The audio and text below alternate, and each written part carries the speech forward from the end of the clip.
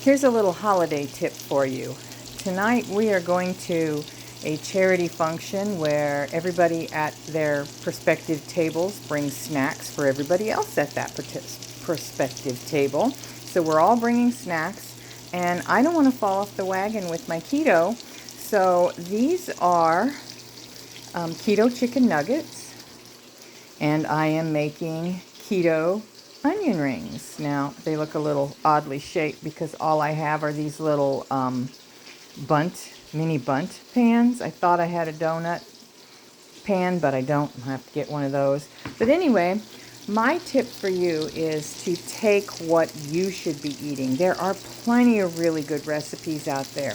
Lots and lots of good dips.